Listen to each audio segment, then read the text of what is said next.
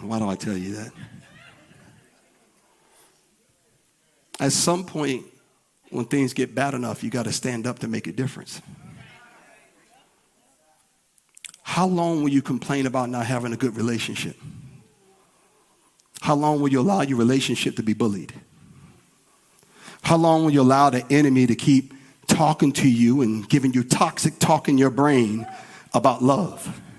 How long will you let bitterness from the past trauma, bitterness from the past problems, hurt and pain from yesterday keep jacking you up right now? How long? How long? How long will you let the bully stand in the driveway, being miserable at home, locked inside the house, hiding from the outside, what could be yours, enjoying the life around you with each other? How long will you do that? How long will you cry? When are you going to do something about it? That's why I say that's the real tension in the room today. I had to grow up. And I had to face my enemy. And likewise, I speak over your marriage today. You've got to grow up. You've got to face your enemy. You've got to face, that's why I say I started to fight the right fight. The enemy is Satan. He is against all forms of union, because any form of friendship, romantic relationship, marriage, any covenantal relationship, he is against, because he's simply against any form of unity. He don't want black folks and white folks in America especially to like each other. He don't want Latinos and Asian Americans to like each other. He don't want men to treat women right. He don't want women to uplift and treat men right. He don't want honor. He don't want honor amongst children and parents. He's against parents, against children. Any form of unity, he is the one. How long will you let the bully run your relationship? Time to grow up, because marriage is grown folks' business. Now watch this. Same verse, Genesis 1. Let's pull some more out of Genesis 1:28. And I want to show you this in Genesis 1:28, first order. NIV says, God blessed them, Adam and Eve, man and woman. And he said to them, be fruitful, right, and increase in number. Fill the earth and subdue it. And we talked about that, subdue and dominate, last time. Rule over the fish. Now watch this. I need you to underline that word in your mind, rule over. Because this is the fundamental principle that I'm getting at. There is this idea in your divine design for marriage, in the divine design. So y'all, we use the terms today. It's very popular on social media, king and queen.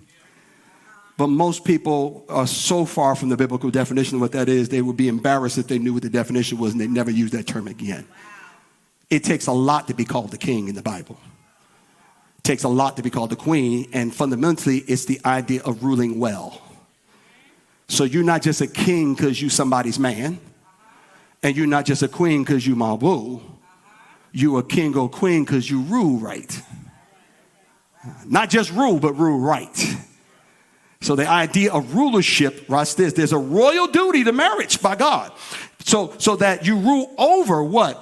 The environment, everything around you, the earth, the fish over the sea. These are just definitions and explanation and expounding. Birds in the sky and over, watch this, every living creature that moves on the ground. In other words, in marriage is a rulership. It's an authority from God to take dominion over everything. And the idea here is it begins with, what's this rulership? Look, well, the text gives you all the answers. Rulership looks like fruitfulness. For a good ruler produces good fruit. So rulership looks like fruitfulness. Write this down if you're taking notes. Godly marriages are growth oriented.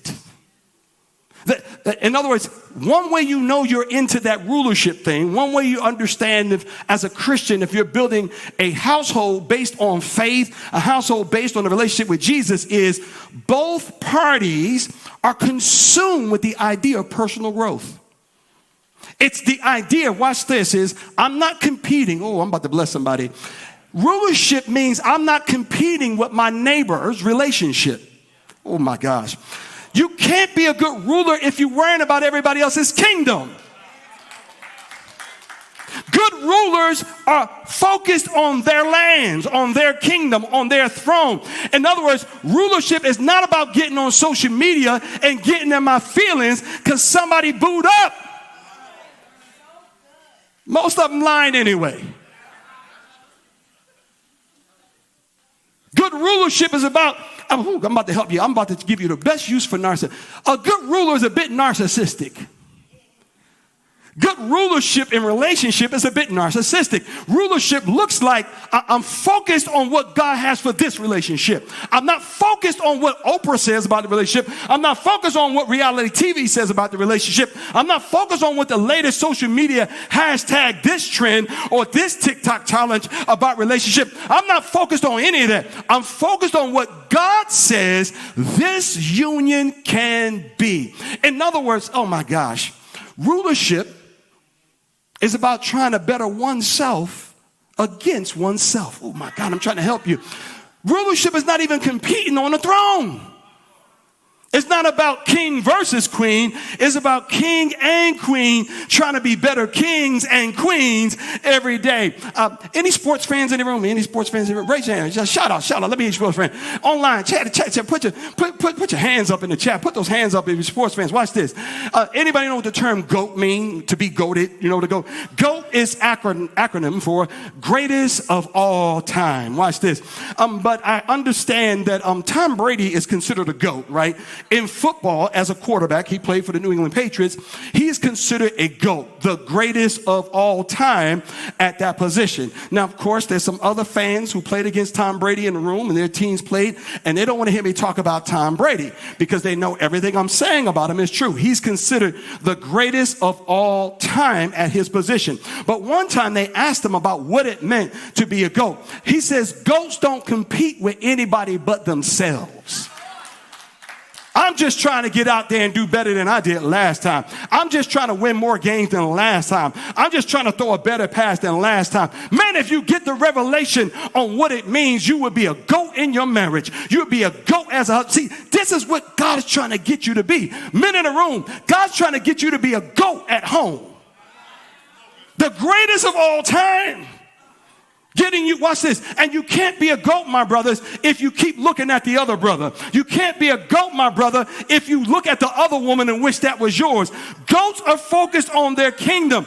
God's trying to get you sisters in the room to be a GOAT at home, the greatest of all time, the queen of all queens. And you can't be a queen if you got something to complain about everything. You can't be a queen if you can't find the things that you love and speak life into them. You can't be the queen if you're focused on this sister and what she got and how she living and what clothes she got on and how good her hair look and how good her clothes look. You can't be the queen. Who am I talking to in this house today? Man, come on, watch this. Watch this. So the word fruitful is word in Hebrew Peru, right? But not like the country Peru.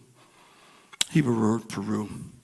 And so the word implies, watch this, God does not expect us to be grown when we get married. Fruitful Peru does not, the tense of it and the construction of the verse looks like this. It's not the idea that two grown folks get married.